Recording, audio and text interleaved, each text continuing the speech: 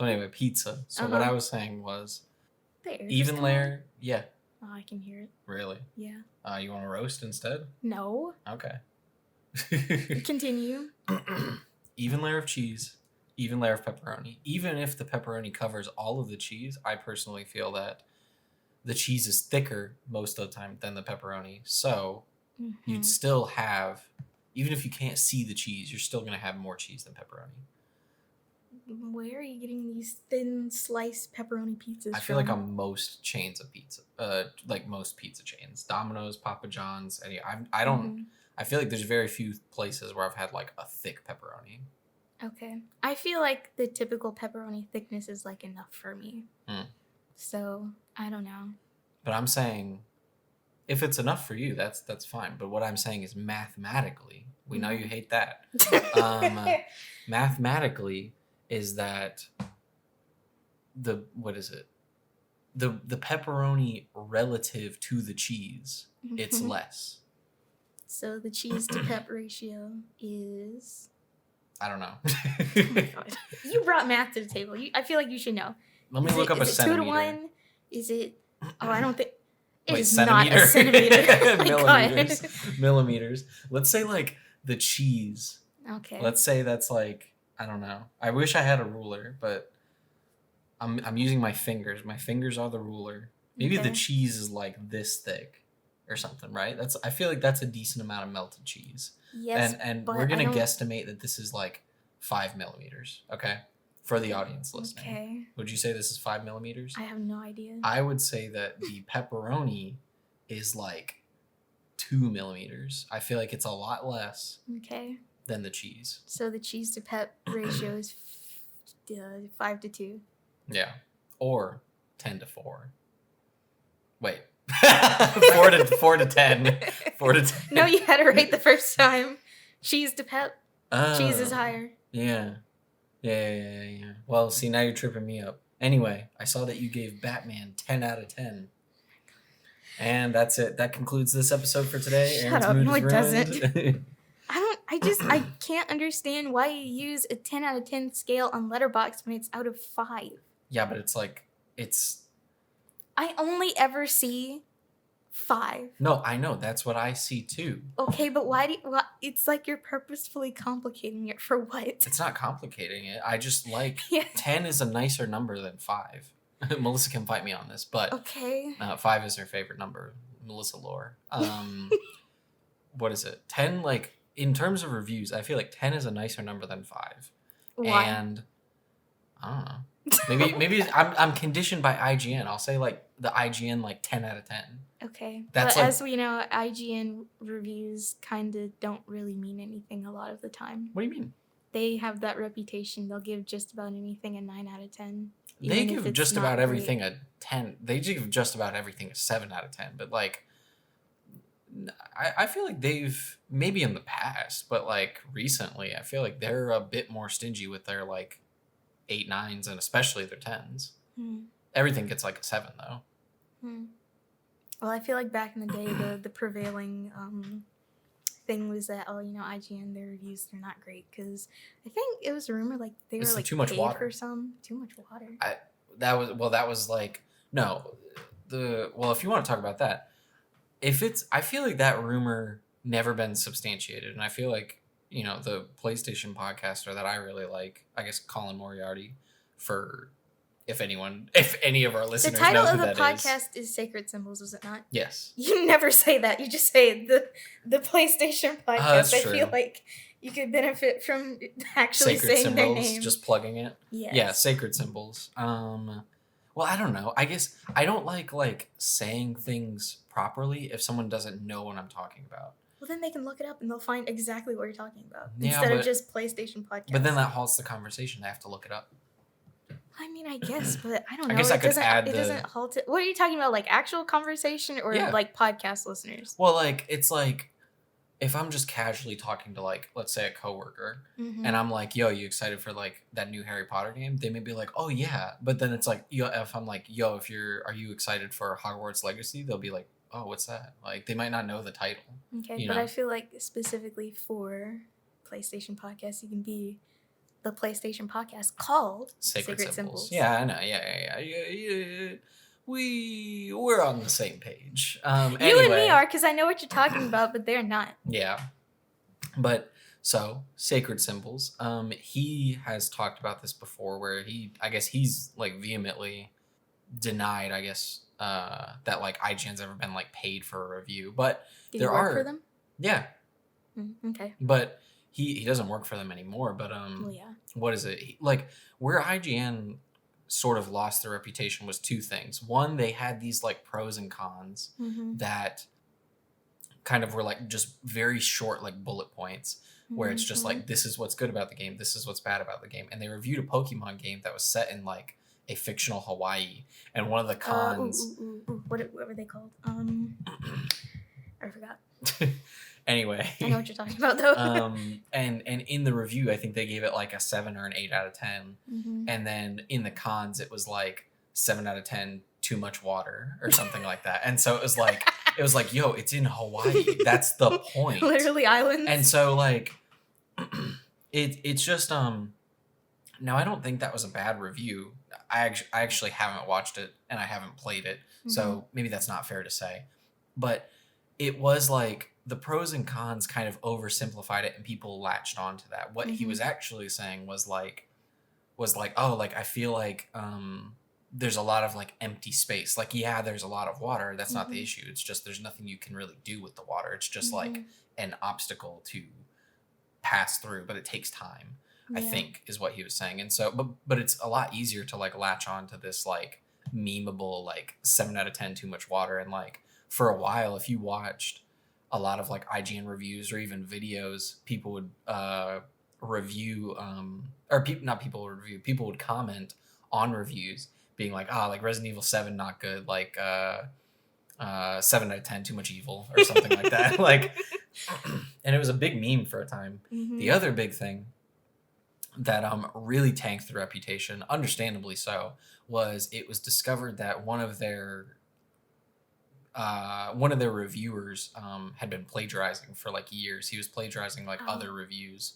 And what's even like the point of that though? Because like I guess just to make your job easier, but if you're, I don't know, that feels weird to me. So I also watched an interview with him years after this controversy, also done by what's his name? Philip Mewson. Okay, also done by Sacred Symbols. And basically what he said, believe him or not, was that like he didn't really understand like what reviewing meant. Most people are like, it is purely my opinion and like my thoughts and opinions and like this is my take on the game.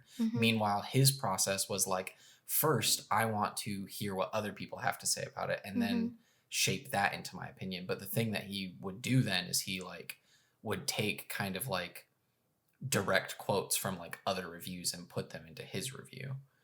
Which is clearly plagiarism, but he was just like, yeah, I didn't know. And now you said this before because we were talking about Alana Pierce, who used to work for IGN, and you had remarked, and this was something I'd never known, that she had said at some point that while she was working there, she was like one of the only people, or like the only person with like an actual journalism degree. So I think that also kind of, what's the word that I'm looking for? It adds to the not great reputation because the people who are writing for this publication don't really have any journalistic experience. Do you have to be like a journalist to be a critic though?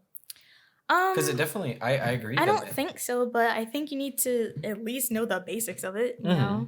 And I feel like that might be at least part of, like, I don't know, a journalism course list or whatever. Because we didn't really go into it a whole lot, but I feel like at some point, it might have been film appreciation, we kind of sort of went into, like, film criticism. I think it was, like, film analysis. Was that a class? No, in film. Oh yeah, analysis. Yeah, it was more analysis, but also it had, aspects of, to me it felt like I was more learning about what film critics do. So that's why, it's related. Yeah. So. But No, that was like a slightly different thing. And that's not really a discredit to IGN, but just games journalism as a whole, which I feel like most people It's more um games than journalism. I guess that's one way to put it. It's just like it's kind of a joke in like what they report on. There's not a lot of like hard-hitting news stories. It's just kind of coverage where it's just like Yeah. here's what's coming out.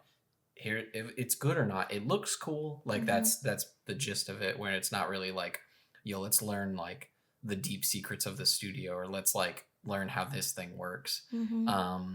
But yeah, I think I guess that's based off of her, but her statement, but I do trust her in that she worked in the games industry for a while, even before IGN. But yeah, she said she was like, yeah, at IGN she was like one of the few people with a journalism degree, which she also says is like the rarest degree in games journalism. Which is wild. You would think, I don't know, man.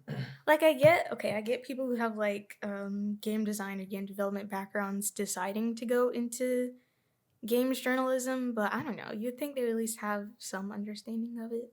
Oh, I was saying like how you get into games journalism. From what I know, a lot of people, how they start is they start by either writing like guides or they start with like a YouTube channel.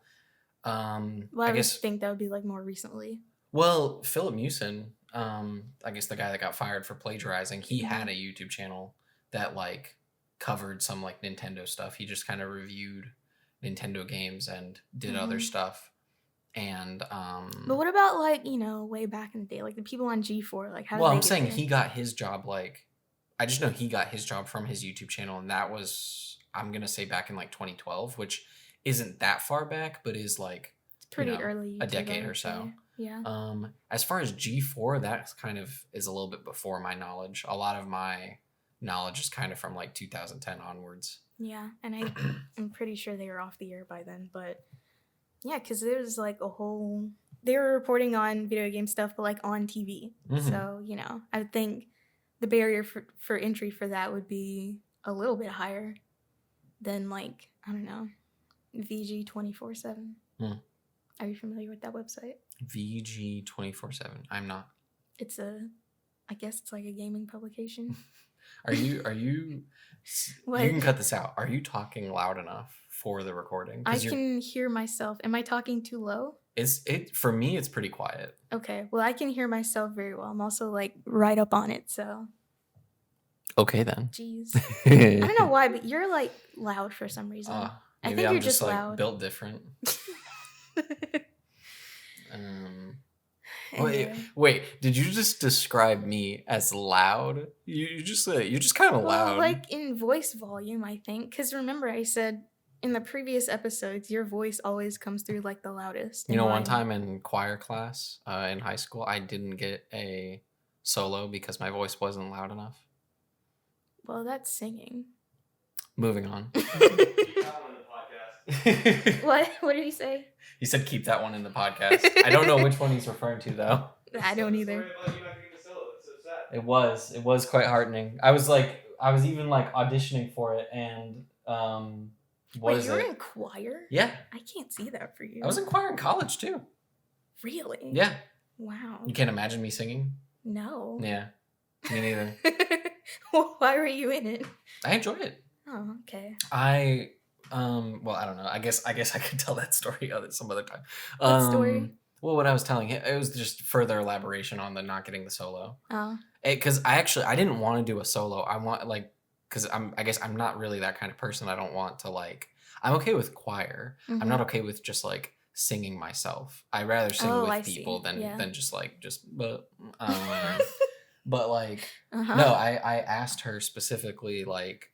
I was like, oh, maybe like me and this other guy who was also a senior in high school could do it as well. So like a duet? Sort of, but same part. Maybe. Yeah. But the other guy who also happened to be named Joseph, he was very loud. And so we were both kind of like auditioning, and what was I doing?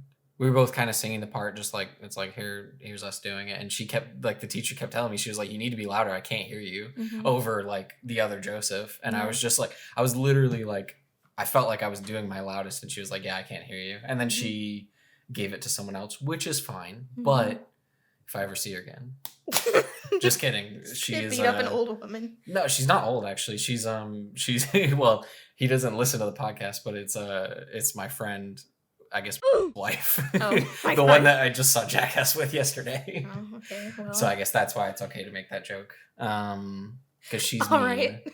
Is she really? I think so. Oh, okay. So but, what was your choir? Oh, no, my range? Yes. Baritone. Interesting. Yeah, just kind of middle. Not really too deep, not too high. Okay. Then you said, oh, it's not that interesting. I thought baritone was the deepest, and I remember just bass. No. It's alto. Yeah. Tenor. Baritone, and then bass. I'm just kind of I feel like I just want to be comfortable. I'm not really super deep, not really super high. I just kind of baritone. Okay. But and then there's countertenor, which is undertenor, which is very high, which I don't know if you know who oh my god, what is his name? He's the lead singer for Sleeping with Sirens. He has a very high-pitched voice. Jared Leto. No. I don't think Jared Leto is a countertenor, at all. But anyways, you were saying? Well, I guess I was just gonna, since you never knew I did choir, which is surprising. I mean, I know you did the singing Christmas tree. I did. Okay. But you don't have to be in choir to do that. No, but I was in choir. I was in choir. Did you do any performances? Yeah. Freshman year only. Oh. Well. But then I also did it senior year and sophomore year of high school. Okay. Also did performances. There's probably recordings of them somewhere. Interesting. Well, viewers, you know what to do. You got to track down those performances from I don't know, 2016, 2015. I'd say 5 years ago, 6 years ago, and 8 years ago. Yeah. Interesting. Now, I never did choir in school because I kind of resented the idea of having to do anything extra at that point in my life. Oh, well, this was just a class. It wasn't extra. I know, but I still would have felt it would have been extra. Do you mean extra in the slang sense, or extra as in extracurricular? Extracurricular. It wasn't extracurricular for me. Oh, well, for me, I think it would have been because it was after school thing, and I only had dance at the time, and then in middle school, I occasionally had robotics, but anything other than that was just too much, man. It's cutting into my Sims playing time, and I could not deal with that. But I'll say I enjoy singing now. I do it in the car. I did not do it in the car on the way here because I did it in the car on my way home from work. I was kind of tired. So, yeah, I think I've gotten better at it. I can listen to myself without the radio, and I sound pretty good. I'm not going to lie. I've been debating whether or not to make my debut, but... dropping a mixtape? No, only rappers drop mixtapes, Joseph. You tell me you're not a rapper? No. Well, this is news to me. And not just Arin exclusive. I'm not a rapper. Anyway, you have heard me sing. Maybe, I don't remember. Okay, well. What context? When do you remember me? It was hearing you sing. The first episode of the podcast when I was coming up the stairs. I think I did. I slightly remember that. I think I can confirm that you did sound kind of nice. Yes. Okay. That's good to hear. But yeah. I want to say that I want to own a car almost purely for singing purposes. Really? Yes. Okay, not for independence or having reliable transportation, just singing. Yeah. Good to know. I want my own personal space. No one can hear me, and I can just, I don't know about the no one can hear me. If I want to belt out the latest T Swift song, no one will know. Sure. Except for the person in the trunk. Oh my goodness. What was I going to say? I was going to say something, and then I forgot. Well, see, that's Joseph. Why I was saying something, though. Well, what were you saying? I don't know. That was all. It was just I wanted to own a car for singing purposes. Though, when I do have access to a car by myself, I'm always disappointed because I feel like Pandora doesn't play the songs that I want to sing to. It just, I like the songs. This is why you need to stop using Pandora. Yeah, well, I like the luck of the draw, I guess, but you can have, randomized radios on basically any other music app. But see, the thing is I've dedicated, like, I've been using Pandora, like, since middle school. It's not changing now. So what, the algorithm is too set? A little bit. Yeah, I guess I can understand I have that. to. I have confession, not just Arin exclusive. I have downloaded Spotify before, and I tried to start using it, probably out of peer pressure, probably out of curiosity, and I did not like it. I was lost. I was confused. I was scared. I cried. I said, "Mom, come pick me up," and then I deleted it. Well, I will say, the free Spotify experience sucks. I don't know how it is now, but when I first started using it when I got an Android phone and I didn't feel like copying over all of my pirated music, for some reason, like when you, I don't know if it's still like this. I don't think it's still like this anymore, but when you go to an album, right, and you tap on a song, it won't let you listen to just the song. You have to shuffle it. And that made me so mad. It made me so mad. Yes, it made me so mad I started paying for it out of spite because I want to listen to specific songs sometimes, and I like listening to albums in order. So not being able to do that, that was personally offensive to me. So that's why I have it. Let me tell you, the free experience of Pandora, pretty bussin', if you will. If you like randomized radios. And if you want the premium experience, you don't have to pay for it. You just have to watch like a 30-second ad, and then boom, see, I can't do that. You have the premium experience. No, thank you. Ads. She said $5 a month or 30 seconds whenever I want. I'd rather pay the $5 a month. Is it $5 a month? Spotify? Yeah. No, it's $10. It's I think it's Pandora's better. I think it's this is the official, not just Arin opinion. I mean, yeah, but consider what's on Spotify versus what's on Pandora. But I all think the same stuff. Well, not all except for like podcasts. Yes, and also I think it's a lot easier to just upload stuff onto Spotify. So I guess there's more like anyone can be on Spotify, not anyone can be on Pandora, as far as we know. Especially if you like niche music. Because you're not like other girls? No, because you listen to weird genres. I do? I do. Like Weird Al? No. I had a Weird Al phase growing up. I don't know if you did as well, but I was super into Weird Al, like 5th or 6th grade. Oh my goodness. I was jamming out to his songs. I think my favorite was Trapped in the Drive-Thru, which is a parody of Trapped in the Closet, which is so wild. I feel like on like BET and stuff, they would only show the first few parts, but there's like 17 parts. Of Trapped in the Closet? Yes. Is that an album or a song? That's a song. I mean, I guess technically. Yes and no. Yesn't. I think it's like, I don't know what you would describe it as. It's not an album. I guess it's like a concept album if each part was separate, but I don't know. It's like a musical, I guess. I have no idea what to describe Trapped in the Closet as.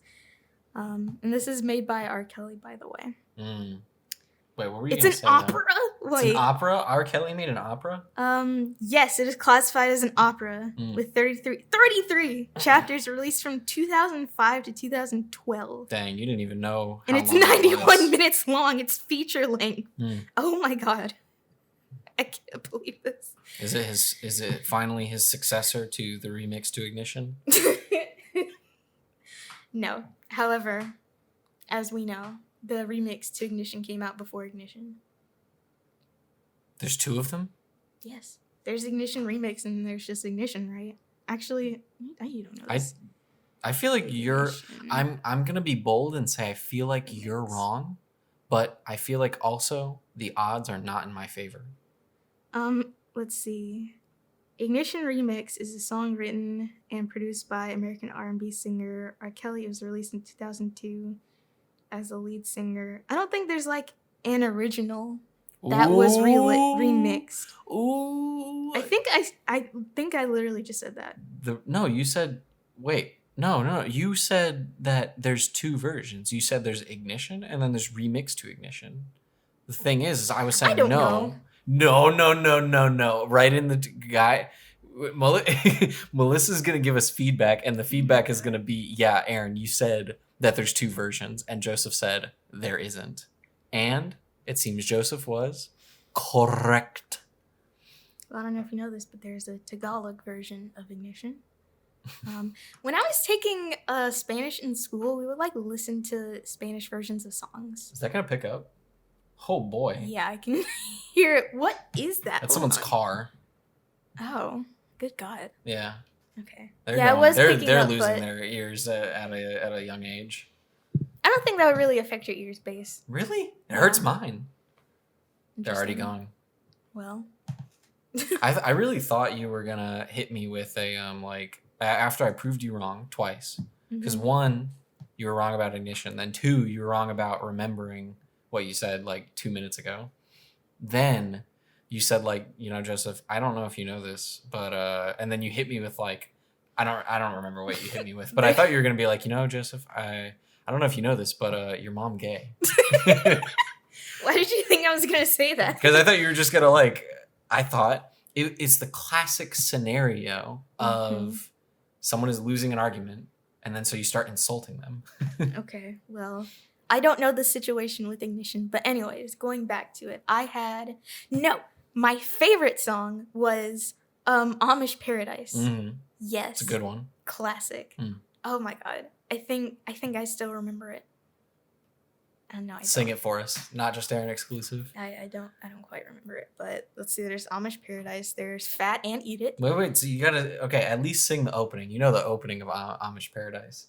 As I walk through the valley where I harvest my grain. This is true, but I meant the vocals. Okay, no, I was talking about the main part. No, sing them, Arin. No, you know the vocals that are so infamously played at the beginning of the original Sonic the Hedgehog trailer. Oh God. Yeah. Well, no, that's from Gangster's Paradise specifically. Yeah, I know. So it did. No. Same thing. Whatever. There's that one. Tomato, potato. There's that one. There's Fat and Eat It. He has some songs that weren't parodies. Like, there's the one about the computer virus. And then there's the one about Santa. Oh my God, that one. That one was a really popular Flipnote Hatena song, which if you don't know, Flipnote Hatena was TikTok for old Gen Zers, but you had to draw everything instead of video. It was you could animate. Yeah. And you could reuse sounds that other people had used. Animation TikTok. Essentially, yes. And then Nintendo killed it if this was a while ago. Nintendo? Yes. So this was on the DS? The DSi, because you could connect to the internet. I never had a DSi. Must have been nice. It was very nice. But yeah, they shut that down. R.I.P. Flipnote Hatena. Honestly, Nintendo is almost as bad as Google when it comes to shutting things down. Rest in peace, the Wii Store. Yeah, and the 3DS eShop. That was recent, right? Yes. Yeah. I don't know if it is actually shut down yet, but I they honestly announced thought they were still making 3DS games. I thought so too, but I guess not. Yeah. Just so wild. So now if you want, it's officially abandonware, so you can't get in trouble for pirating it. You can't. This is not legal advice, by the way.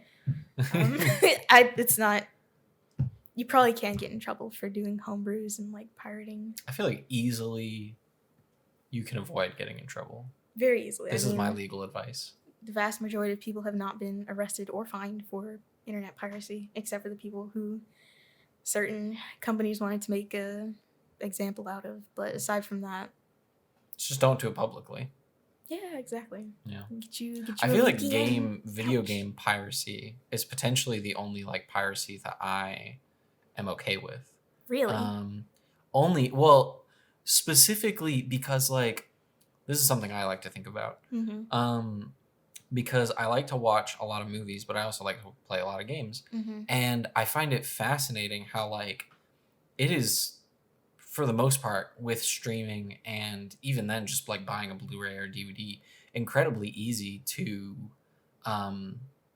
legally watch a movie from I guess let's just say 2000s and every decade pretty much of on YouTube or on streaming services. Whereas wait, I was gonna say whereas video games, it's such a I don't know enough about this. Well, no, I do.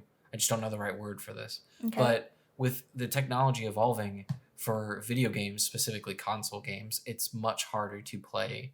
I can't even play a game from I don't know, 2005 or Mm-hmm. something. Like, because of that, because like games with like no backwards compatibility or no games being like ported to next generations, there are games that you just like can't play anymore, at least easily or without pirating them. Yeah. And I find that fascinating.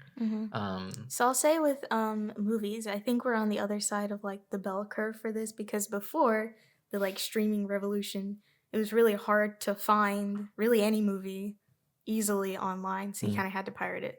And then we got to a point where, a lot of movies are really just on one service or like a couple streaming services. So this is like what I like to call the golden age of Netflix, where they had a lot of not original content. And so really all you needed was, he opened his door. Don't just don't. I heard it.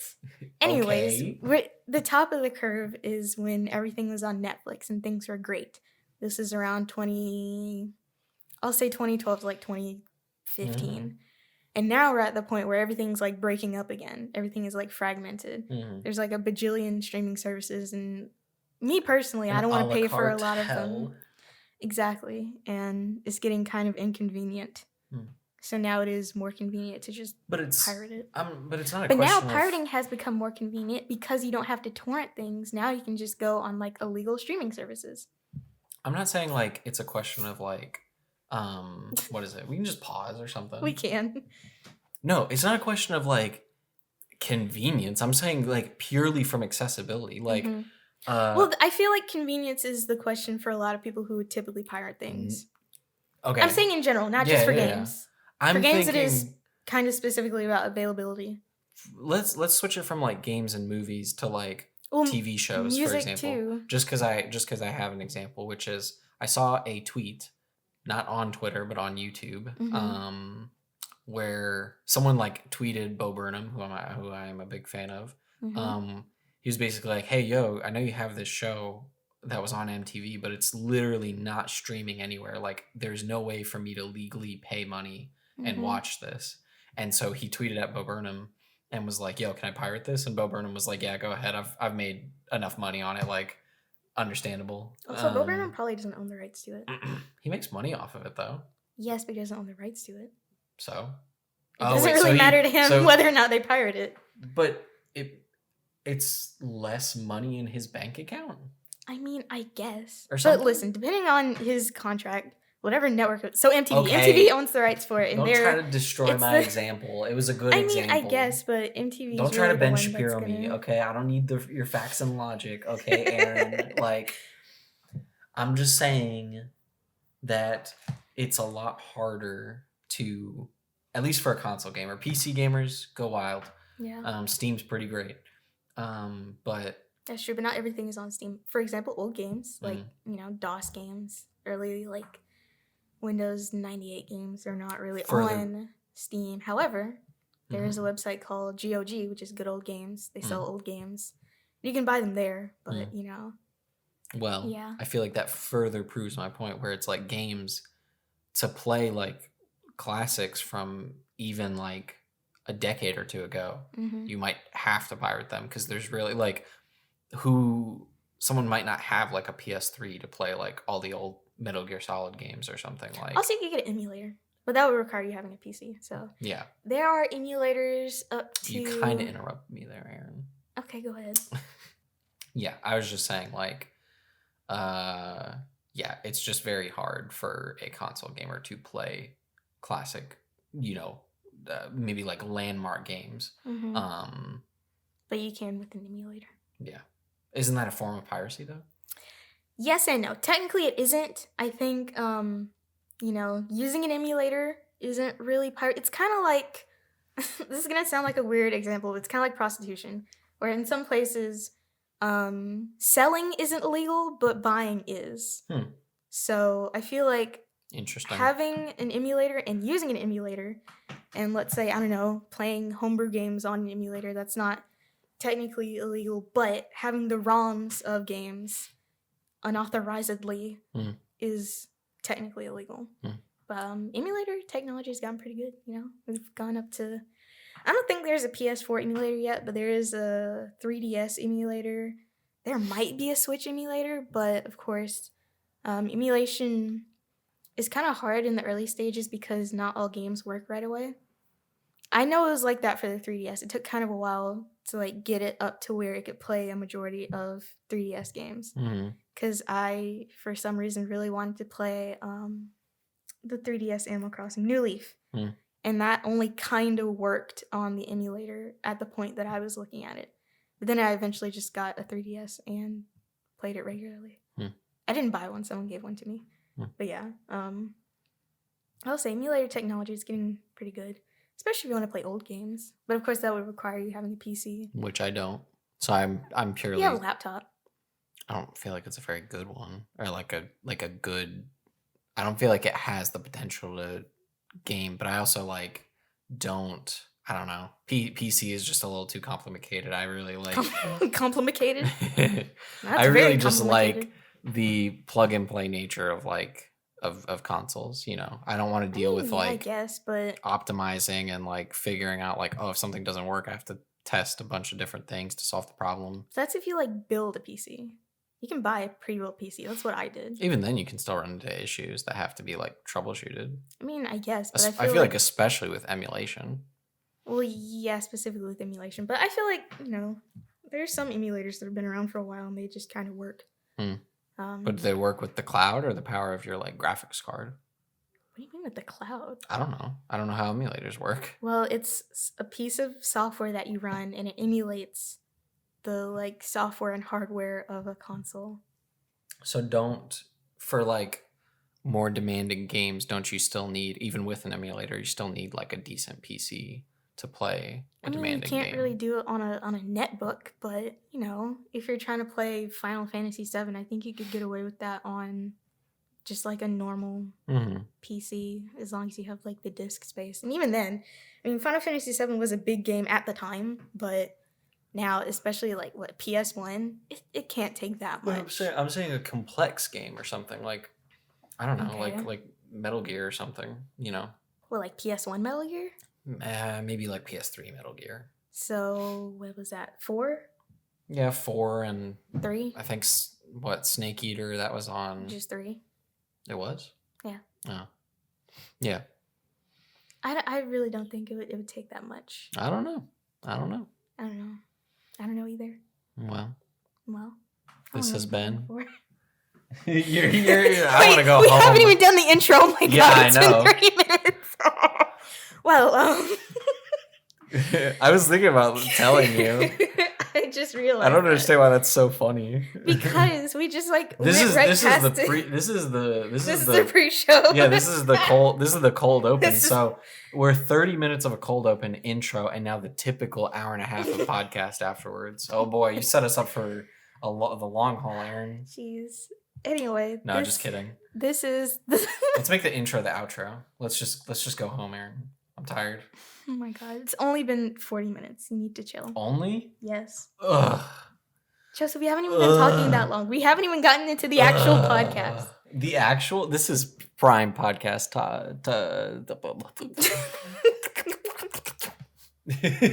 Please don't. The audience will appreciate that. I don't think they will. They will. It was a Not Just Aaron exclusive. No. Stop.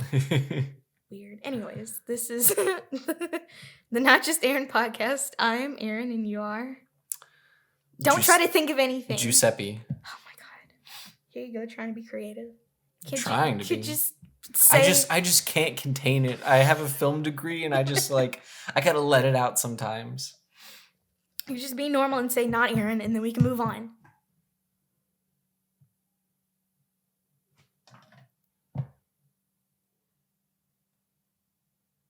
Your mom gay. Oh my god. Anyways, as you can clearly see, we don't really have a topic today, which is fine.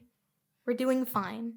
Someone sounds like they're in denial. What am I in denial about? Call this episode like the episode where we're tired and we lose our minds. Like that's all this is. We're just giggling and that like nonsense. We're just rambling incoherently, making up new words. It's very complicated. Anyway, I did have something that I thought about while we were talking about 15 minutes ago. Did you ever remember, or that doesn't make sense, but do you remember? September? No. The 21st night of September, to be specific.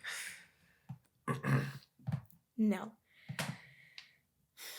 You hear it in your head, don't you? No, I'm laughing at you dancing. Like I'm dancing because I hear it in my head. Okay. Anyway. You know what I find weird? Okay, this just came into my head because for some reason I was thinking about weddings. My cousin is getting married in October, not September, but for some reason on the apps, a lot of men, if they don't have a picture of them hiking, they will have a picture of them in a wedding, if not both of those. And I don't know why that's like essential. I know people make fun of fish pictures, but I feel like we need to start making fun of hiking and wedding pictures. Because it's like... Hiking and wedding pictures? Yes. Oh, wait. Hiking and wedding pictures. I thought they're hiking to the wedding. No. But you don't know this because you're not on the apps and you're also not looking for men. Go on. But I feel like it's really... Honestly, okay. I'm going to go on Hinge right now and I'm going to show you. There's probably one. Let's see. I hope you get a match and you can react to it live. I probably won't. The way Hinge works is that when they like you, you get notified. You don't like have to match with them to get notified. Oh. Yeah. Interesting. So here's old Matthew. See? What did I say? Wedding picture. Well, okay, is he Obviously he's not getting married. I don't know. I don't know why you put your own failed wedding pictures on a dating app, but we got first. Hey, well, not it shows the first that picture, they did commitment for a little while. That's all you really need on a dating app. No offense to the divorced folks out there, but see, and this person is looking for a freaking wedding date. So that's weird. But he's going to another one. It's gonna be only pictures. Well, if he's in the wedding, then only he wouldn't wedding really pictures. need a date. But first picture this guy has wedding. Maybe it's like the Google listening. Well, wait. Here, I want to. The Google listening. Yeah, this is the episode where we lose our minds. All right, this person doesn't have any wedding pictures. They have one of graduation, which I'm willing to accept a graduation picture. That means you accomplished something. But let's see. Okay, wait. So you've given your take. Fish picture? I know about the fish pictures. You've given your take. I want to give my take on these wedding pictures because this is news to me. All right. What is it? So if he's in the wedding, I feel like he's a groomsman, correct? Yes. Like, I feel like that shows it's like, oh, he's a good friend to a guy. He's like a good friend to a guy that's also getting married. It's like responsibility by association. You know what I mean? This guy's like... Being in a wedding is not a whole lot of responsibility. I've been in a wedding before. You don't do a whole lot. Okay, maybe I'm just saying like the all guy... You do is show up. It's the friendship. It's the lore. It shows that you have friends. Behind the wedding. I mean, but close friends. I'm not just going to let anyone be like a groomsman. You know what I mean? Yeah, but that doesn't really have anything to do with me. The person looking to prospectively date someone. If you're trying to learn like, about great, someone, you have friends. I kind of assume that about everyone. No, that they have at least one no. friend. Close enough friends to be in a wedding. Okay. Like, I'm saying, like, it's not like, what is it? It's, if you're trying to learn, Arin, you better silence that phone. Silence your mouth. If your mom gay. If you're trying to like present yourself to a stranger and like letting them get to know you, I feel like you got to show your best self. And I feel like someone's best self is most likely going to be at a wedding, especially if they're a groomsman or a bridesmaid. You know, okay. It's like oh, like you're getting married. Like if someone is getting married, it's like what you hope or what you assume is that like they're responsible. They're they're getting their life together. They have like aspirations, we'll say. This is the best case scenario. Best case scenario. I don't know what part of being in a wedding says that to you, but it does not say that. Best case scenario. Okay. Maybe I'm just providing my Christian perspective, trademarked. Okay.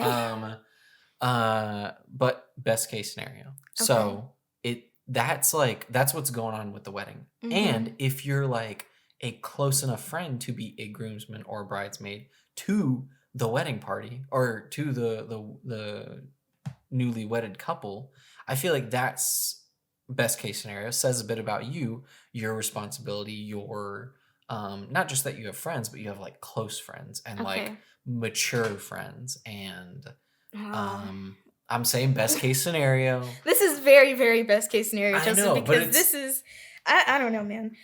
All being in a wedding says to me is that either you have family, number one, because, either you have family or you know someone well enough to be in their wedding and you have at least one close friend. It doesn't tell me anything about responsibility. It doesn't tell me anything about maturity. You know what? It doesn't tell me anything about that. You know what, Aaron? What?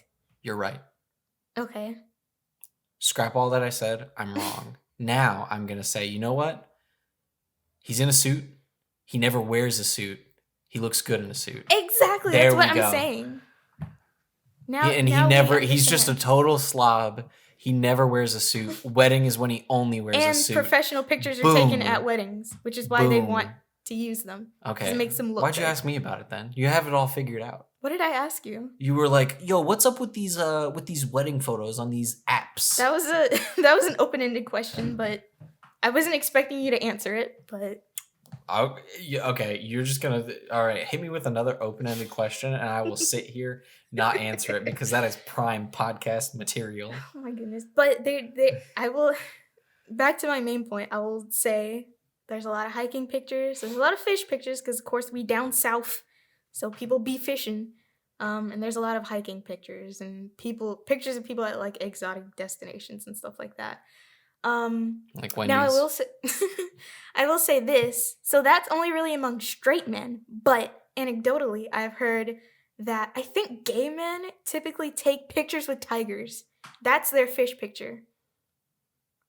Where are these gay men getting these tigers? Well, you can find shady zoos all over the place that'll let you take a picture with a tiger. It's not really that hard. All over find me one right now. Okay, I'll find you a tiger.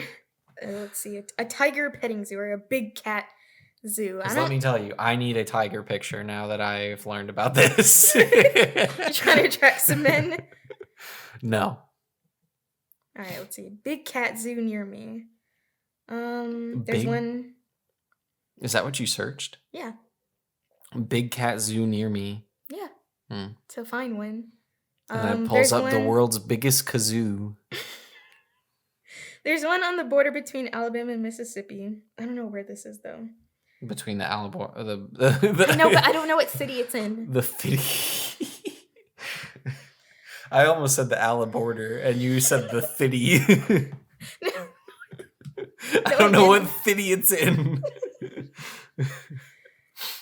I can't see it. I think it's Atala, which is no, that's not it. We need to. But whatever. There's quite a few around here that you can go to if you are a gay and you need a picture for social media that shows that you have fun or whatever. Aaron, I'm gonna make an executive decision. We need to have a podcast, a title, or a topic for next episode because this is a disaster. It's not a disaster. We're having fun. This is true, but is it a disaster for the audience? That remains to be seen, and we won't find out for 6 to 7 days. Well, it's not like they're going to comment anyway, so I guess we'll just be left in the dark. All of my friends that are listening, text me and tell me if this was a disaster right now as you're listening to this. I would name you, but maybe you don't want me to. But you know who you are. And I would just oof them out anyway. Really? Yes. What about all the times I mentioned Melissa? Well, she doesn't get oofed out. Oh, okay. What about the time I mentioned... He got oofed out. Oh! He wouldn't even know it was him. I talked about the Shia LaBeouf thing. Yes, and I cut that out. What? Yes. He's going to be upset. Is he? He's one of our best listeners. I mean, yeah, but it felt very personal. Yeah, this is true. He might not be. He might have preferred that. I don't know. It's good call on you. Yeah. This is why I'm the producer. Anyway. And because I have no experience in making a podcast. Neither do I. You have the equipment. You're the producer. Just because I have the equipment doesn't mean I have experience in it. I mean, I have experience now because we've been doing this for like over a month, but... You're the producer because you took the initiative. I could be the producer. But you're not going to take the initiative. High five. You didn't fake me out. You didn't even try to pretend to give me one. You played your cards too soon. Anyway. The thing that I wanted to talk about before I started... Stop. Oh, jeez. That's going to sound terrible. Good. Stop. Oh, you didn't even flinch. Oh no, she's immune. What am I gonna do? My only weapon. We are having fun. The thing I wanted to talk about before I talked about wedding and fish and hiking pictures is, do you remember Alana getting... night of September. What? See, you're throwing me off. Do you remember Alana had a stalker, and it was like this big Reddit story for like when it happened? I feel like I know she's had a history of like dealing with a stalker, but I never like, I don't know, cared enough to learn about it. It's like one of the more popular like Reddit creepy stories. But like I had known about it for a while because I wasn't like there when it happened, but you were her stalker? No, I mean like I don't remember it happening and like unfolding on the site, but I remember reading about it in threads that are like, so what is the Ask Reddit threads that are like the creepiest Reddit threads or whatever like that. But I saw a YouTube video about it, and at that point I already known about it. Then it revealed that she was the one who was being stalked. But basically, I think the name of the account was like Daryl H or something like that. But he had written on the relationship advice subreddit, like, how do I get a girl to like me if she doesn't? Or something like that, which seems like innocuous high schooler like stuff. Or no, it was like, how do I get my girl... It kind of posed it like she was his girlfriend, but he was actually stalking her. It was actually super wild. I'm doing a very bad job of explaining it, but there are YouTube videos out there where you can look and see. See, you're just telling us there's YouTube videos. You're not giving us the title of those YouTube videos. I can't remember the title of the YouTube videos because I watched them like a couple of years ago. But I remember one thing that was super wild to me was that the stalker guy got really mad when she like got her eyebrows tattooed, which is how I learned that she got her eyebrows tattooed. Which, I mean, they look great. They look very natural. But apparently he did not like that. And that like detail stuck out to me for some reason. That's where you're going to end that? I mean, I legit can't remember a whole lot about it, but I think he just kind of, maybe he got arrested, or I don't know, he just dropped off the face of the earth after a while. I think the only like... Oh my goodness. Go ahead. My thing's brief. I was just going to say, I think the only like stalker story I like looked into and learned a bit about was Sweet Anita, because that seemed particularly bad. Yeah. And I can't recall any of it now. But yeah, I just remember learning a bit about that.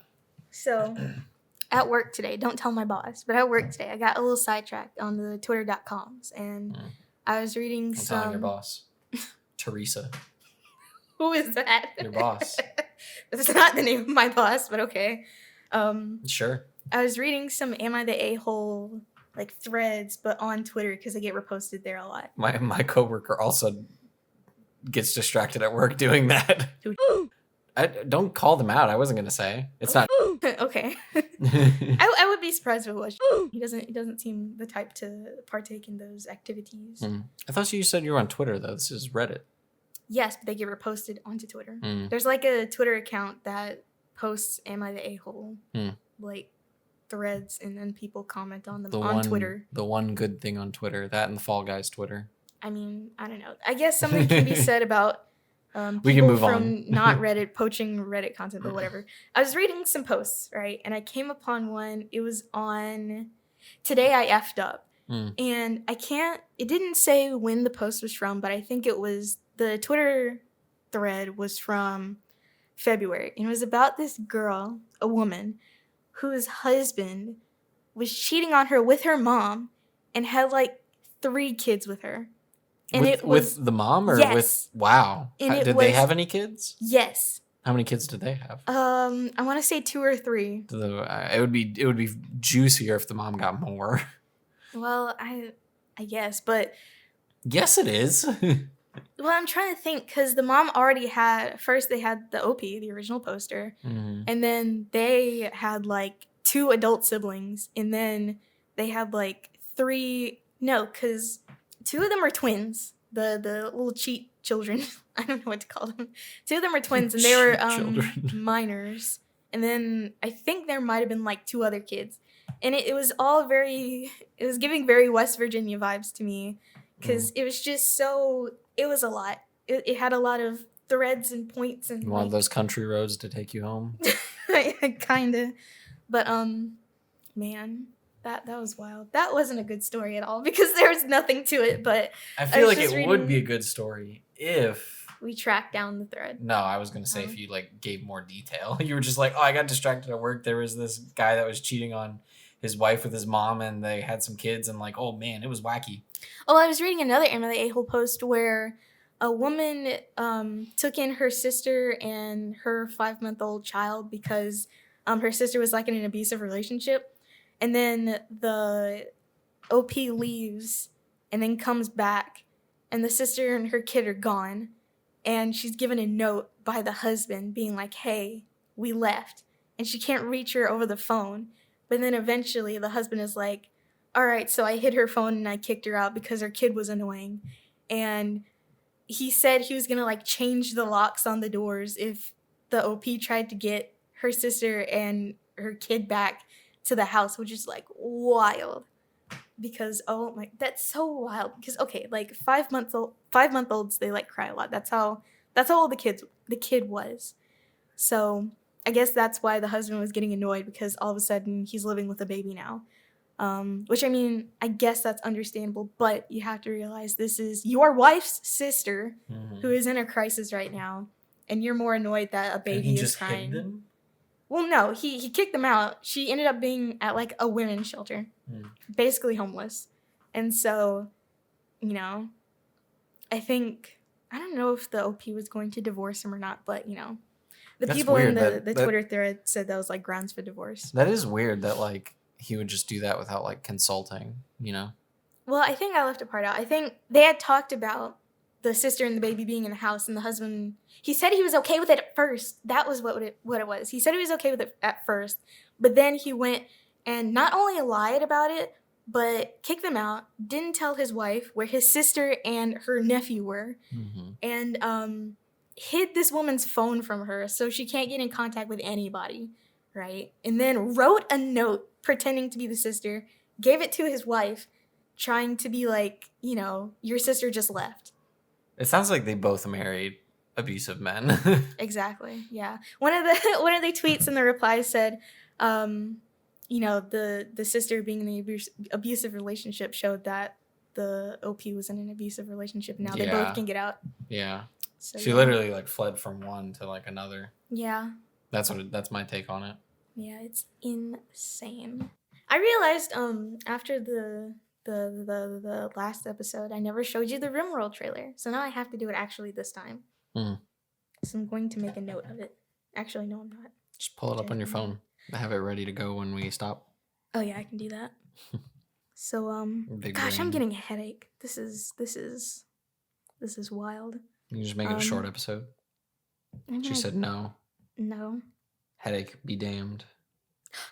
Joseph. Watch your language. Watch your profanity. Have you seen that video?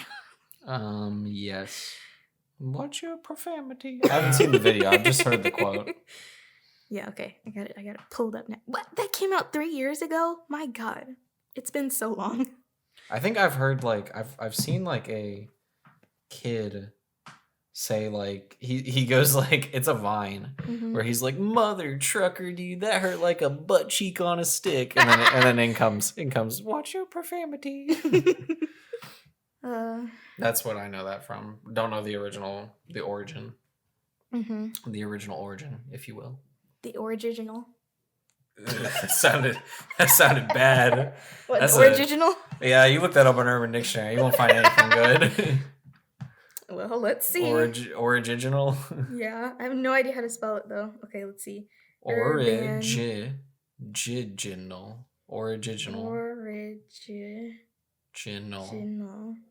This was a joke. Nothing. Oh man. Well, it's a good thing I threw in this was a joke before it yielded unfortunate results. Less than ideal. You ever looked your name up on DeviantArt? No, only on Urban Dictionary. Oh, I said DeviantArt. Okay. Yeah, I know, but I said Urban only Dictionary. On Urban Dictionary. Wait, Did you mean to say Urban Dictionary? Yes. You want to do that now? I mean, I guess, but I'm just gonna get a lot of Aaron Hansen ones. Just what if you spell it the right way? Your way. Aaron Hansen. Who's that? The Game Grumps guy. Oh, shoot. Okay. He also spells it that way. That's why he comes up whenever I search your YouTube channel. Exactly. It's kind of annoying. I mean, I wasn't on this earth first, but I am better than him, so, you know. I disagree. Well, okay. Equal. Okay? Okay. It's not a contest. So you read the first one that comes up, and I'll read the first one that comes up. All right. So this is the top one. Okay. Sorry, something already took me. All right. Also say what year it's from. Okay. Afterwards. Joseph, the most amazing man to exist. He's a total nerd, but he knows how to treat people he cares about. Faithful, kind, caring, sweet, and hilarious. Honestly, this is all accurate so far. Joseph is the best friend anyone could ever have. He's always looking out for everyone else. He can beat any dungeon on any video game, read any comic, and tell you who would win a versus. Get into very long discussions on Lord of the Rings, anime, and manga, and even the Bible. Has a very unique sense of humor. Not like other girls. Joseph is definitely a guy you want to get to know, whether you be a guy or a lady. But ladies, you can give up if he's taken. He is extremely faithful to the girl he loves, and usually doesn't indulge in relationships that don't have potential. Here's using it in a sentence. Honestly, I mean, like, I wonder if Melissa wrote this. Like, okay, wait. Here's using it in a sentence. It's, I totally wish Joseph would give me a chance. I know he's so good to his girlfriend, but you always want what you can't have. I overhear this at when I'm eating lunch, But oh my god, it's written by Melissa. No, it's not. In 2020. No. Really? No, it's written by anonymous lover of Joseph. That's what really cracked me up. And it was on January 10th, 2012. Wow. Well, mine, I'm surprised the gender is actually correct with this one, because I remember looking it up before and it was just like males. I'm like, no. But anyways, Aaron. Aaron is the sweetest, most caring, trustworthy person you will ever meet. You can go to her about anything. She will always listen and give you the best advice she can. She is very non-judgmental, false, and is accepting of all kinds and types of people, true. She thinks twice about helping others and will always comfort you. She is strong and brave and will always make you laugh, also true. She is a great friend to have, so keep her around if you can. On top of all that, she is so loving and beautiful, also true. And used in a sentence, it says, Aaron, I love you if you're reading this, and it is written by Elaine00, January 11th, 2019. Actually, that's really recent. I thought that's a 2009 at first. You know what both of these don't say? And what? I think that makes it even more true. What? It doesn't say we're humble. That's how you know it written by somebody with that name. Don't call me out like that. Well, especially anonymous lover of Joseph. I want to read my second one because, oh my god, my eyes went wide reading it. What is it? So I'm actually reading the second and third because the second's super short. Joseph is one who likes to look up their name in Urban Dictionary. And then the sentence is just man, Joseph. And then it's by a guy who likes cheese, December 4th, 2017. Now, this is where my eyes went wide. Not even like, it's one detail. Looking at it a bit more, it's not really like, it's not as good, but one detail, eyes went wide.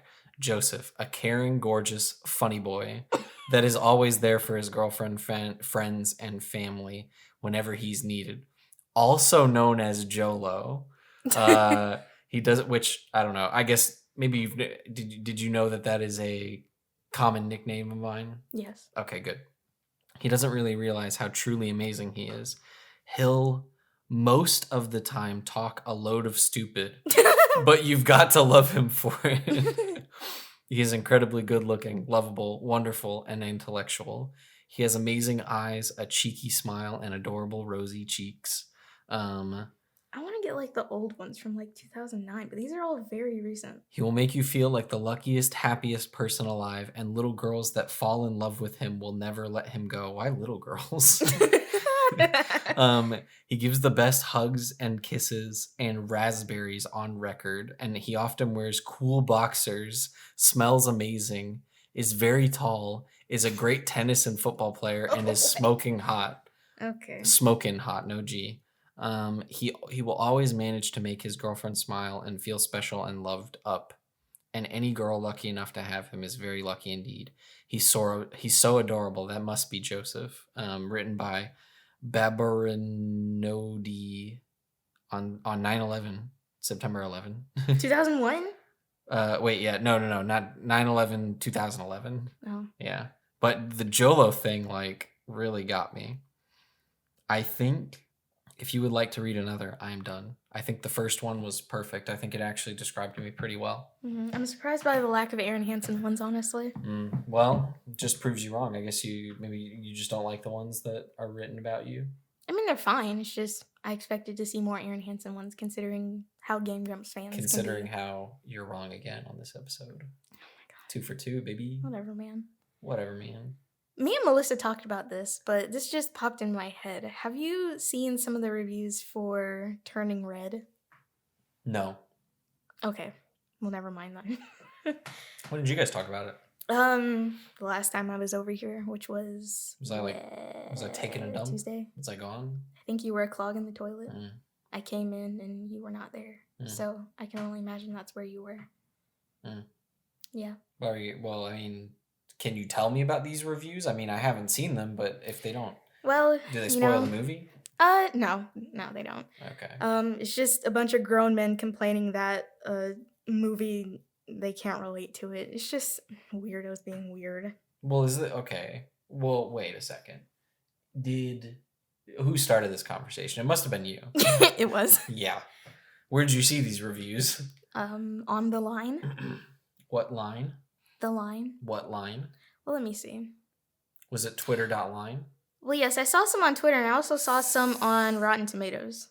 Okay. Because I think the audience score is, like, suspiciously low. I don't care for Rotten Tomatoes, but, I mean, Pixar hasn't been, like, super favorable lately. I mean, I know, but it seems like an inoffensive movie to me. I haven't seen it. Inoffensive is offensive for Pixar. Is what I'm saying. Because normally, I'm just... It's got a 72% now, but the screenshot that I saw, it had like a 66. Which honestly, I don't even know. It has an average of 3.8 on Letterboxd. So, it's pretty standard, I think. All I'm saying, it's not like it's offensive. All I'm saying is that Pixar, people are, with their reputation, people are used to them churning out bangers, certified bangers, and lately they've just been a little lukewarm. You know, it's just like, oh yeah, that was good. Like, that's not really the quality you expect from Pixar, you know? Yeah. But anyways, it also has an 83 on Metacritic. I feel like that is pretty high. Yeah, but Metacritic is an aggregate. It's an average. What's wrong with an average? I mean, I know, but it's not user reviews either. They take all the reviews and then average them. Okay. So I feel like Metacritic... I gave user reviews for Letterboxd. I wasn't paying attention. I feel like 3.8 on Letterboxd, and then IMDb 3.8 out of 10 or 5. 3.8 out of 5. Okay. Yeah, it would be a little bit more complicated to turn that into. It's roughly an 8 out of 10. Yeah. Roughly, a little bit less, and then it has a 7.1 on IMDb. Which I feel like for IMDb, that's not terrible. Good. I feel like it's a perfectly fine movie. Again, I haven't seen it, but... I'm rolling my eyes at you. Why? Well, because you seem to be like... I don't think it's getting all of the negative reviews. I don't think it deserves the negative reviews that it's getting, but the specific ones that it's getting from these people. Okay, well, that's why I'm rolling my eyes. I feel like you're getting offended at these reviews. I'm not offended. Okay, you're getting upset at these reviews, and when 1, you haven't seen the movie, and 2, it seems to be getting way more positive reviews than negative reviews. It is. So you're focusing on the negative ones. Well, yeah, but the positive ones, I feel like just from the synopses that I've read, I feel like I would probably like the movie a lot, but I don't know, I just find it weird that the people who don't like the movie don't like it for the reason that they don't like it. Fair enough. I think... Especially considering that it's pretty obviously for a specific demographic that is not them. I think... I haven't seen these reviews. I haven't seen the movie. but I guess I do know of people. I guess I have met people like that where it's like I met when I was in like middle school. I met like a at I guess at church, not necessarily not to like talk bad about Christianity, but um I guess it's just relevant. I met like a like full grown dude at church that we kind of like clicked over video games a little bit, and he was like, I was really excited because the Tomb Raider reboot had came out recently, so this was back in like 2012, and he was like, oh yeah, I won't play that game, you know, and I was just like, oh why? And he was like, because I have a penis, and I was just like, was that really what he said? Yeah. Oh Lord. He was probably an incel. I didn't really know him too well, but like, yeah. So I haven't seen these reviews. I haven't seen the movie, but no, I want to know more about this guy's like. That's it. He just left it at that. He just refused to play as like female characters because he is a man. That's weird. So I feel like that is. I didn't really know him much more than that. That was like the extent of our interactions. That kind of like. That makes no sense at all. Exactly. So what I'm saying is these negative reviews. Why even waste time thinking about them or getting upset or talking about them right now? Maybe for the sake of conversation, because it's interesting, maybe trying to understand why they feel that way. Well, but yeah. like for the most part, I feel like a good story or film typically can be universal, where like everyone can relate to it some degree. Maybe not like given what I know about this plot of Turning Red, I know that I probably won't be able to relate to all of it, but I feel like for myself, I feel like I won't dislike it because I'm be like, oh, I'm not a girl that went through puberty. You know, everyone went through puberty. I feel like everyone should be able to relate to it on that extent. But yeah, I feel like that is a pretty like, let's say niche and like uncommon belief of like, oh, I can't connect with, like saying like, if someone didn't like Turning Red because like I can't relate to a young girl, it's like there's so many other that's like can grow so much, because it's like even girls, then if you take it to a more extreme extent, girls can be like, oh, I can't relate to it because I didn't turn into a panda when I was going through puberty, you know, like, or I'm just saying that's all I'm saying. Like I'm taking it to kind of you're taking it too far. I'm taking it too, but I feel like it's already too far. That's what I'm saying. So I'm bringing it to, I'm kind of taking it to absurdity to show just how absurd it is in the first place. Okay. Yeah. But also, I'm not devoting a whole lot of brain space to this. So it's just something that I find weird and interesting, not something that I'm like, oh, we need to change this right now, you know? Fair enough. I interpret it as that. Okay. I feel like I express emotions far stronger than you do, even if they are not that strong in reality. Weird. So my emotions are not emotions. I'll say opinions. Okay. That wasn't the correct word. Well, I would say emotions. Like feelings about things. Well, okay. So I would say like what is it? Well, I don't know. This is a different thing. This is a kind of a deeper topic, but I would say like my emotions are very strong, but are like very repressed. So it seems just kind of like mellow and like calm, when in actuality I could be like pissed or crying on the inside. I'm like the opposite, where like you show yours very like openly, when in reality I don't care that much. Well, we'll see that. Well, I was just gonna say like maybe having them so openly makes them seem more extreme than they are, whereas like having mine, I don't care that much. Well, I don't know. That sounds. I don't care as much as I'm making it seem like I care. That's weird, in my opinion. Well, it's not my first time being called weird, I guess. Well, why make it seem like you care when you don't? I don't know. That's just how I express myself. But is that an act? Maybe. I don't know what else to say. Well, like it seems performative. Yeah, it doesn't seem genuine. Okay. You know, I'm serious. I'm like, all right. Well, okay. Now you seem defensive. No. See, it's that again. I don't care that much. Well, see, but I am. Yeah, I don't know. I guess I'm just. I don't know if expressive is the right word, but I don't know. I feel like it gets the point across more. But the point doesn't exist if you don't care.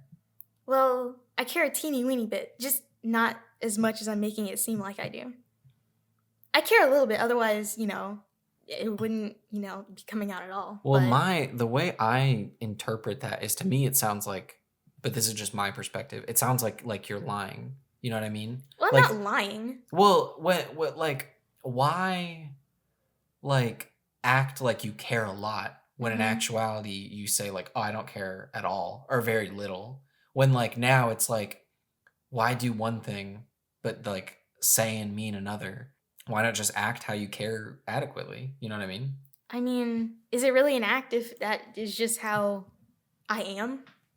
Like, okay, I could say, right, like my power went out this morning. And I can, I don't know, say that, ruined my day or whatever, when in reality it got resolved fairly quickly and none of the food in my refrigerator spoiled. And in reality, it was really a minor inconvenience. But, I make like a big deal about it.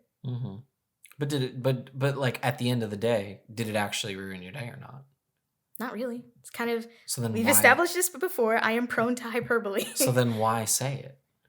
Because it's just how I get things across. But I feel like but then like what's coming across isn't honest. I mean, there's still some honesty to it.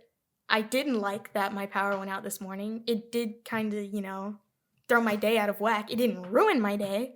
It kind of derailed it a little bit. I was still able to get to work because we have another gate that isn't powered by electricity at my apartment. So I was still able to get to work on time, even though I kind of wanted to stay home because I was tired. But no excuses here. Can't do that. But yeah, it was a slight inconvenience. But I don't know. It felt really big at the time. And now that it's over and my power is back on, it's not that big of a deal. At the time, you could say it ruined your day. Yes, but this day unruined. This was today? Yes, this was this morning. I don't know. That's interesting. I feel like we've hit a... Like, okay, perfect example. Wait. Can I finish my thought? Yes, before you have your... I feel like we've hit an interesting topic because I feel like it very clearly demonstrates maybe our difference in thinking and personality of like... Yeah. I feel like when I say something, I very much try to mean it like 100%. Like, now, that kind of leads to me not saying a lot of things, whether they be, I don't know, potentially mean, offensive, or upsetting or something. Or maybe even like too much in like a good way of like complimenting a stranger or something like that. I feel like when I do say something, I try to mean it like wholeheartedly. It's not like an exaggeration. It's like the truth, but that's like how I view it, not to say that you're not necessarily lying, but I almost interpret that as an act of like, either one way of like saying you don't care when you really do, or pretending to care a lot when you really don't. It just sounds weird to me. What's your perfect example? So I had to work one Saturday, but there was a marathon going on, and the marathon went from like downtown to, I want to say like somewhere around here. And as a result of it, I couldn't really get on the interstate in the place that I needed to get on the interstate. I eventually got on it, right? But at the time, it was super frustrating, and I was like super duper upset about it. But eventually, of course, I was still able to get where I needed to go onto the interstate to get to my job. And it felt like a really big deal at the time. But eventually, it wasn't really that big of a deal because I was still able to go. So I felt incredibly inconvenienced by it, even though if I had like bothered to check the news or anything, I would have seen that there was a marathon happening on that particular Saturday and what route they would be taking. So I felt strongly affected by it in the moment, but by the time I actually got to work, it like didn't matter anymore. I feel like that relates to what we're talking about. It does. I just didn't understand how it was like a perfect example. Because it just shows how, sometimes I guess can, I don't know, feel strongly about things for like not very long and maybe express that in that manner. But in reality, it's like not that big of a deal. So that all of that seems like genuine emotion. But then where we differ is how you talk about it afterwards. Of like if you've moved on and it's like, yeah, I'm not worried about it anymore. But then you kind of still talk about it. Like, you know, you bust up in my apartment, be like, oh man, I had the worst day today. Like, I'm still upset about this, when in actuality you're not. That sounds weird to me. I don't think I've done that though. I don't know. I have to think about it. I think for me... But I feel like I get what you're saying. Yeah, I feel like for me... I just think, again, we express ourselves very differently. Yeah.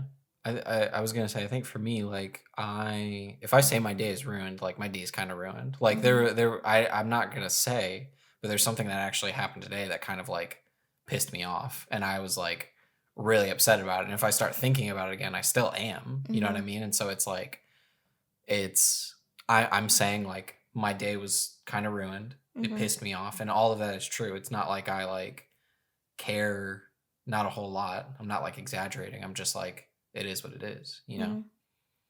Okay. I guess I exaggerate a lot. But it doesn't mean when I say things, I don't mean them. It's just some things. But it's not equivalent. I exaggerate. What do you mean it's not equivalent? Like, it's like, you have to, like, for me, with how I process things, I feel like I have to do math of, like, you say something, and then I have to take it, subtract some meaning from it, and be like, okay, that's what she really means. You know what I mean? Yeah. Yeah. Okay. So it's like you bust up in here, we're about to record the podcast, you're like, oh, my day's ruined, I spilled coffee on me or something, and then I'm like, okay, like, is her day actually ruined, or is it just like, oh, it was an inconvenience? Yeah. Yeah, I don't think my day would be legitimately ruined by spilling coffee on myself. I can't really think of anything that would, like, actually ruin my day. If my day was actually ruined, like, I'd probably be crying, right? So it'd probably take a lot. It feels like... I think... Okay, go ahead. No, you go ahead. Okay, I think this kind of also relates to the fact that it takes a lot for me to get mad, right? And it takes a lot for me to actually, like, start cussing, right? So I feel like this has happened very few times where I'm, like, mad enough to, like... Sorry. What? I was going to say, can you count the times on your fingers? Like, do you have a record? Probably, yeah. Oh, that's sick. So, let me see, there's... that. I think there was a second one, too. So maybe, like, 5 or 6-ish times. It's interesting. Yeah. At least from... No, I wasn't, like, swearing in middle school. At least from, like... You weren't? No. When did you learn swear words? Very early on. My parents cuss like crazy. Interesting. I just never used them. Oh, okay. But you didn't, like, start swearing until, like, middle school? In my head, yes. But never out loud. Like, I still won't cuss around my parents. Obviously, because it's, like, not a good thing to do. But I remember making it to 6th grade and being, like, really surprised that, oh my goodness, these kids are cussing. What the heck is going on? You know, that was a shock to me not for some reason. I know why, but, you know, that was weird. But I feel like it takes a lot for me to, like, actually get at my breaking point and, like, start yelling and swearing. One notable example I have of this is when I was in... This had to be my sophomore year because the next year they were not living with me, but college. My roommate, whom we didn't get along very much. I've told this story in a YouTube video, but you haven't seen it, so I will retell it. It was close to the end of the semester, and my roommate was moving out, and she kind of had... Well, she didn't kind of have. She was very messy. She never cleaned up after herself. Very rarely cleaned up after herself, since you don't like it when I use hyperbole. But she she very rarely cleaned up after herself, and oftentimes I would come back to the kitchen looking like a mess, and I did not like it. Of course, I wouldn't really say anything about it, but I also wasn't about to clean up after her because I'm not her mom, and I don't tolerate being treated like that. So it was kind of difficult for me because, you know, if I actually wanted to, like, cook and use the kitchen, I had to move all her stuff out of the way. So I think one time eventually I told her, like, hey, you gotta clean up this kitchen.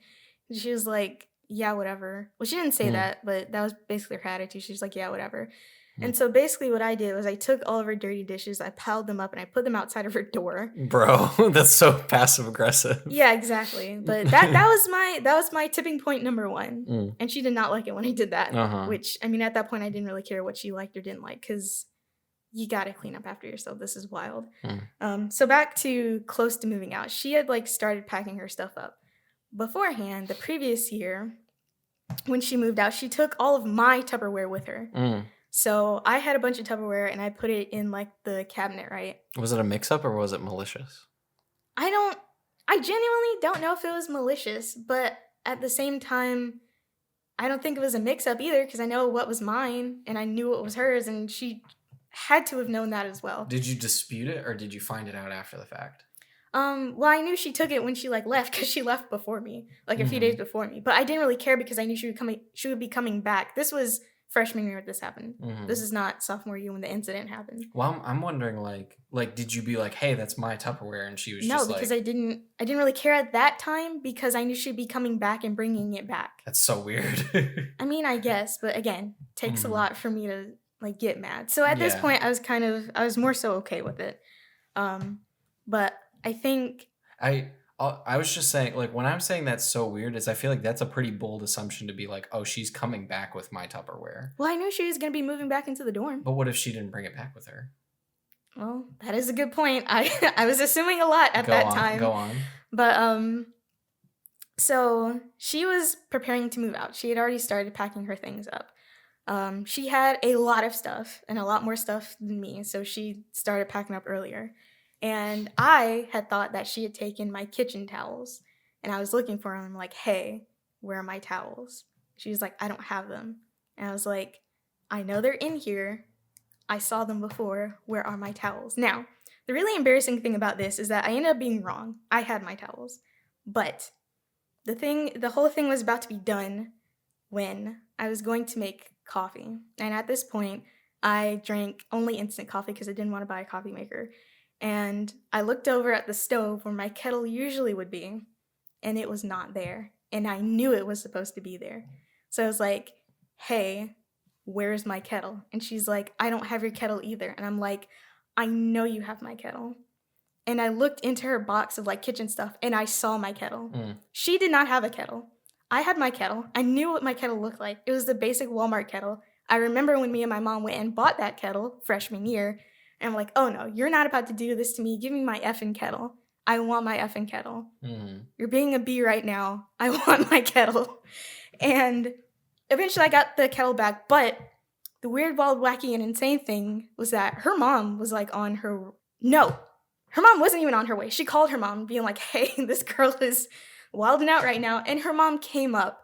And at the point that her mom came up, I was kind of calmed down because I had gotten my kettle back, right? I knew where it was. It was back on the stove. It was like, whatever. And I was sitting in my room and I heard the door open and I heard fast footsteps towards my door, which is closed. And I went up and I like locked it because I'm like, I don't know what this woman is about to do. I don't need this right now. And she like left money on the countertop for me to like buy my own kettle, which is so lame. Did she take it?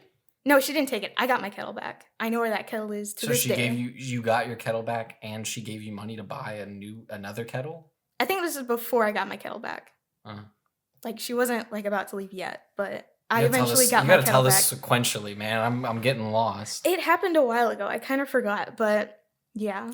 I got my kettle back. My mom told me, no, because I called up my mom while we were arguing. I'm like, Mom, I need you to tell this girl that we bought a kettle together when I was in like freshman year. And she was like, whoa, you need to calm down. So I was kind of wilding out at that time because I don't know. I kind of had it at that point.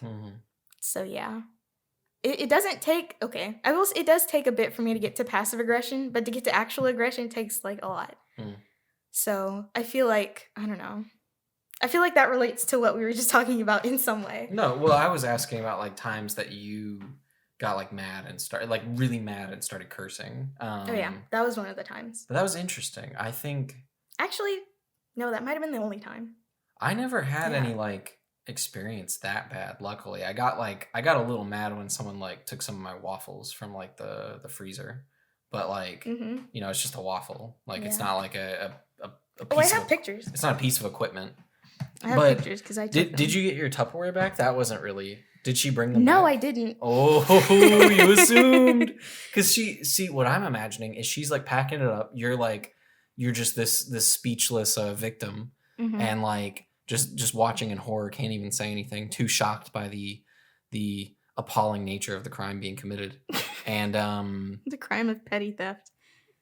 And you're like, it's fine, she's gonna come back. But what if she's at her house, her residence, and she's like, oh man, like I'm getting ready for this next semester, gotta pack up again, head back. I have way more Tupperware than like last time. I don't need all of this. I'm gonna leave some of it here and come back with. She would not have done that. She would have taken every single piece that she owned because she I don't know. But you never got it back. No, I didn't. I eventually had to buy some more. But you never got it back, so she didn't bring it back. No, she didn't. But you just said she brought it back so that I could use it during the semester, but then she left again. And you didn't say anything again? Well, I mean... You were like, it's hers now. She's had it long enough. Yeah, basically. So, I don't know what this contraption is, but I think you use it to, like, grind up coffee, but this is what I came home to once. Mold in the coffee maker. That is but one example. Is it your coffee maker? No, okay. It is not. Remember, I use instant coffee, and that's water soluble. Well, I think maybe we both have a similar problem. Egg on the counter. Okay. I mean, that's just a. It was there for a while. It's in a shell. It was there for a while. Could be worse. What if you just had a raw egg? Just bags that they left behind. That's pretty bad. For me to clean up. It's pretty bad. This hey, was. Well, here, wait. I think May 6th, so you know. Bro, okay. Here, wait. I want to say something. I think we both suffer from a similar issue. Okay. Continue. I think that we both might be like a little passive sometimes. Not passive aggressive, just completely passive. Just like passive as people. Like something may happen and we kind of get upset about it, but we might not really do anything, you know? Because that that's what I'm hearing about like this story. But I'm not judging because it's like I do the same thing where it's like a roommate may do something that like really irks me, but like I'm really just gonna kind of like let it fester and like I'm not I feel like I'm too shy or not like brave enough or confident enough to like confront it. I don't like confrontation. Yeah. And so it's like, for example, well, no, I did kind of confront those things, but maybe I don't have an example, but I know it is a problem I deal with where it's like someone may do something that bothers me and I don't say anything about it, but then it keeps bothering me because it keeps happening. So I never say anything about it, but it keeps bothering me. And so it builds and builds and builds until eventually I may or may not explode or the problem hopefully subsides. But it feels like that's what happened here where it's like... It's exactly what happened. Yeah, where like you kind of had a lot of beef pent up that like there were some things that you like bothered you, but maybe you didn't deal with them. But then when you tried to deal with them and you didn't get any results, it made it way worse, especially with like the not cleaning up the dishes and... especially like not getting the... Is that picking up? Yes. What is that? Sounds like a smoke alarm. Especially with like the Tupperware. I feel like I would be very upset, but I would also... Well, I wasn't in this scenario, but I would hope that like I would say something, be like, hey, like you're packing up my Tupperware. Don't do that. Oh, the other thing is that in the cabinet, you remember how those cabinets look in the kitchen? Yeah. There's just like a big bin and everyone's Tupperware was in there. So it wasn't mine that just got took. It was like everybody's. So and why did everyone like mix it up that much? I feel like honestly, I don't know. I guess we were just okay with how it was. Like I knew which pieces were mine. I knew which pieces weren't mine. I knew which pieces I could use. But no one else, I guess the person, the roommate in question did not. Or didn't care. Yeah. Now I don't want to degrade these types of people, but she was a homeschooled only child, and I think that had something to do with it. I think we should have left that out. A long note you held. Why? Cause you're like I don't want to, but you know, like. I mean, I guess, but you may have. Okay, I'll say this. That wasn't the only contributing factor to that. Her and her mom had the kind of relationship where. You know, I feel this is true of a lot of only children because this is kind of like that in my family. I'm not an only child, but there are certain only children in my family who get treated this way. But they just kind of do whatever they want. There's like not really any rules or structure. They just, you know, they don't have to clean up after themselves. They don't really have to take responsibility for anything. And then that seeps into the adult world, and that's when it becomes a problem. I would say you have a point, I would say leave the homeschool out of it. I feel like the only child thing speaks a bit more. Also, she wasn't homeschooled only for like 2 years out of high school, so that doesn't even really. So the homeschool thing feels a bit more like personal, whereas like the I did myself want to be homeschooled at some point, but I don't think that. I mean, I can understand it, but some of these parents aren't doing their children any favors by homeschooling them and not involving them with other activities. Yeah, that's what I'm saying. Man, I mean, I feel like I had some like not great roommates, but this sounds pretty bad. It was terrible. Yeah. I hated it, and I dealt with it for 2 years, and then after that, it was fine.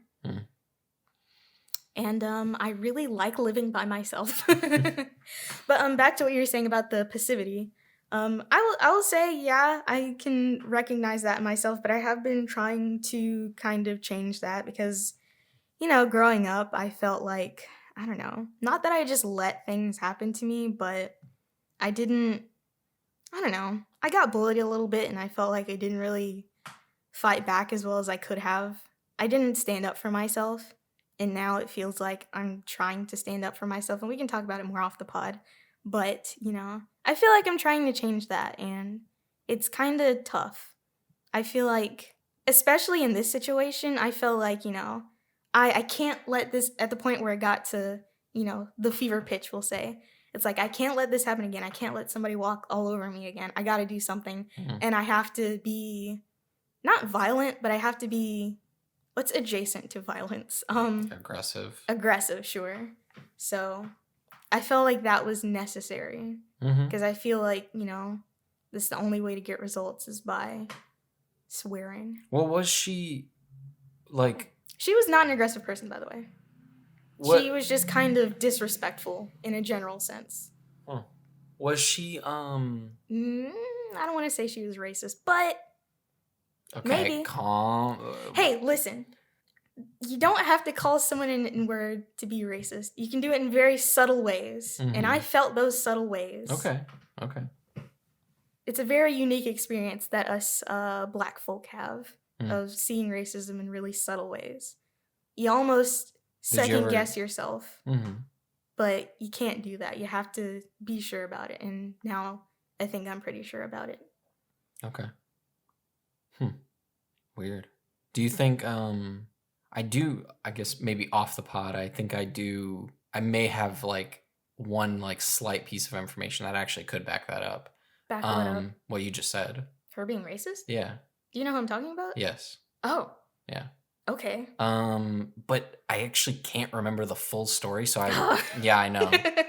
I may have to like think about this for a bit, not on the podcast, but just like kind of back of my head, like just something I overheard once. Really? Yeah. At what point was this? Do you know if this is during when we were living together? It's probably not. Okay. I'm pretty sure she transferred out at some point because I like never saw her again. Yeah. And the weird thing about all of that is when we moved in together, like freshman year, our parents tried really hard to get us to be friends.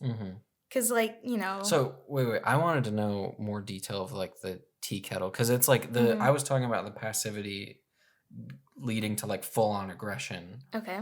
With the tea kettle. Did she like... She took my kettle and put it in one of her boxes. No. But like the way you told the story is it seems like that was really your tipping point, but Well, the towels were my tipping point. Yeah, but you didn't start cursing at false. The towels. I gotta remember. Yeah, no, I didn't. Okay, so... Because at the end of it, it was like, well, can't find these towels, it'll be fine. They're just towels. Okay, I can get more towels. Tipping point. Kettle is breaking point, we'll say. Yeah. What? Like... Because I knew she was lying. That was what got me. The towels, I genuinely had no idea what happened to them. I eventually found them.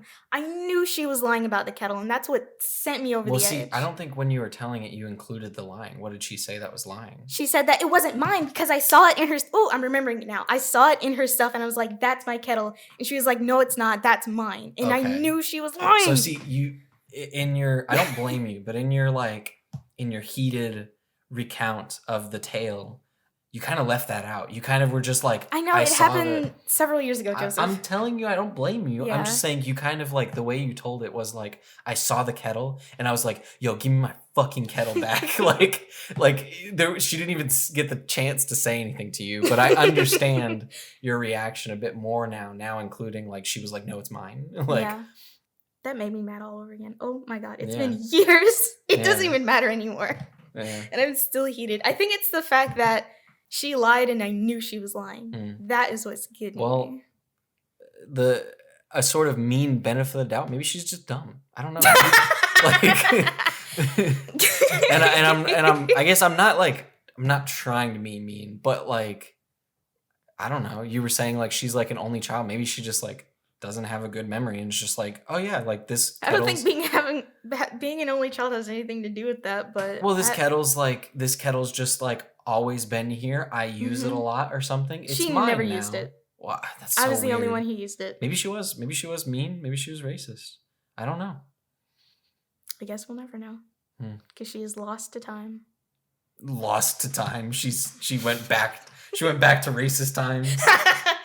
Oh my goodness. But yeah, our parents tried so hard to get us to be friends because like we both had gray towels and her birthday was like the day after mine. I gave her my old drawing tablet. I'm still mad about that because I know she didn't use it and I kind of want it back. And I know I'm not going to get it back. And that's the bad part. And it was perfectly functional too. God. Anyway. All right, now tell me. I really want to know what you have to say about her though. I am so curious. But whatever, go on. See, the memory's not that clear. But all right, now tell me you don't care that much. Tell me you're like, yeah, it's fine. I moved on. I mean, I have moved on, but when I start to think about it, it's like it makes me mad. It brings it back. Yeah. But I did actually care in that moment. Yeah. But and you still also, you still care a bit now. Yes, but was the swearing necessary? Maybe not. But I was mad, and it was a little uncharacteristic for me. But also. I was mad. I never said it was unnecessary. Okay. Sometimes you gotta do what you gotta do. Maybe it was a little unnecessary. Sometimes you gotta do what you gotta do. I guess, but calling someone a bee for stealing a kettle. What about for fun? What do you mean? I'm talking in the friendly sense of like I guess you haven't seen it, but in Zola of like, just kind of like the camaraderie form of bitch. Yeah. I can get with that, but of course there's context to that. Yeah. That context was not present. Yeah. Then. So yeah, I took so many pictures of her just being a slob. Of her. Not her, but just bag of chips slumped on the couch. There's this that was left out. It's a blender. And it's been used. It's not in the sink or the dishwasher. What gets me is that she wouldn't put things in the dishwasher because I feel like that's so much easier than just washing a dish. All you have to do is put it in the right way. She never put the dishes in the right way. I had to go behind her and put the bowls face down so they wouldn't just fill up with water and be nasty and have to be washed again. Let me rant and have to be washed again. I had to, and when I went back and did it, she got mad and put it back the other way so that the dishes wouldn't be washed correctly. Ugh. I can't stay on this topic for too long. I feel like, so going back to like you secretly not caring, or not secretly, but in actuality caring little or not at all. This is a rare instance where I care a lot. You still have these photos saved, Arin. Well, I didn't think to delete them. And I like looking back at memories. No, I won't delete them. Even mad memories? What if like I don't know. It's righteous anger. I was correct. Righteous anger. Yes. Yeah, but it's but like a photo of like an egg or a dirty dish. That's a little. I was saving them for evidence. It's a little. I feel like it's a little. Oh, and we had to be like taken into remediation with like our RA. We had to like have a meeting about it. You have the stories. You don't need the evidence. Who's the evidence for? You? I mean, no, but I think at that point I was saving them to give to somebody. Let yourself move on. It's over, Arin. I mean, she's gone. She's gone. She can't hurt you anymore. I have moved on. Stop letting her. But it's just, I don't look through my pictures that much. I take them and I forget about them, right? Mm-hmm. Delete them now. No. Just let me have them. You need These are memories. You need therapy, Arin. Well, yes, but it's expensive and I don't know if it's covered by insurance. Yeah. Well, it could. You should check. I should check, but finding the right therapist. She said, but difficult. I'm going to be mad about this because it's righteous. Well, I don't think I told anybody about this, but I did try to look for a therapist a few months ago, but I was becoming increasingly upset by how many of them incorporated Christian theology into their therapy. Yeah, that's the South. Yeah. Really? Yeah. Can you tell me about some of these? I'm currently also looking for a therapist. Well, I mean... preferably a Christian one. Just look for any licensed therapist near you. I will guarantee you'll find them. But what do? Do you go on Google Maps? Just search therapist near me. You'll find... On Google Maps? Not on Google Maps, just Google. And you'll find some around here. There's plenty of them in Jackson. You will not have trouble finding them. You will have trouble finding one who doesn't do that. Which, listen, it's fine if they are a Christian and also a therapist. It's just, as a non-Christian, I don't want to have that in my therapy. Yeah. Because if I get told to pray and I'm like in crisis, that might send me over the edge. I can't deal with that. It's just, I can't deal with it. You've never been I get like not wanting people to like tell you that, but like, I don't know. Have you ever like had like a crisis like so critical that you felt the urge to? No. I've also never really had a critical crisis. I feel like a lot of I just feel like I need a therapist before it gets to that point, I don't know if I would say a lot of, but like it seems that from what I've learned, a lot of Christians kind of have that belief that like everyone has that like instinct to pray when they feel bad or pray when they get to like a really low point.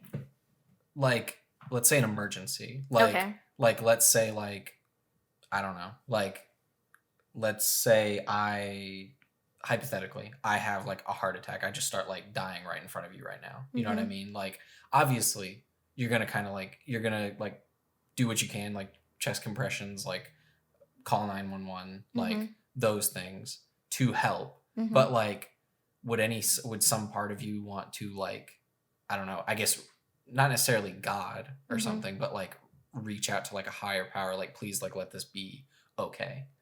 I would definitely plead in vain, but like I know it's not going anywhere, So you would though.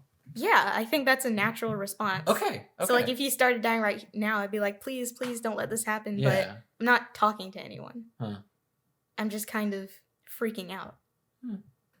So it's interesting. Okay, so like I guess the what I was saying of like a lot of Christians have this belief. I feel like it stands. You may have your own like take on it, but I feel like it says something.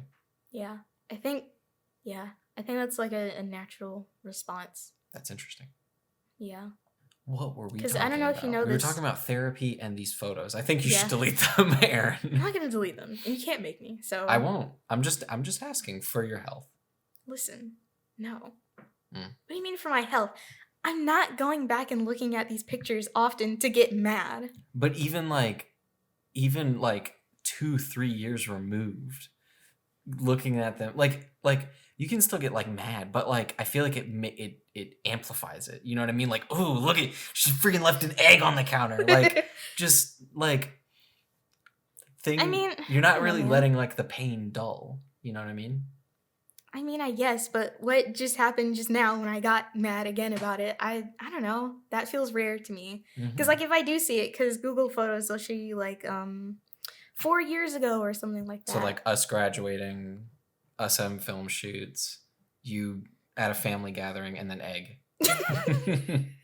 And you're like, ooh, I was happy. Not anymore. Well, I don't know. I don't look at them very often. She's like, again, in actuality, I don't care. You can make fun of me next episode. All right. Pick apart my beliefs, maybe. All right. Well, I'm too sensitive for that. I know. I don't know. That was a rare occurrence. I'm not looking back at old pictures to get mad. I'm not looking back at old pictures just in general. Unless it's to look at my dog, which I don't have a lot of pictures of him, and that's making me upset because he's old. But anyways, yeah. We should probably stop. There's the photos. Has it been? I mean, wow. It's been an hour 53. Yeah.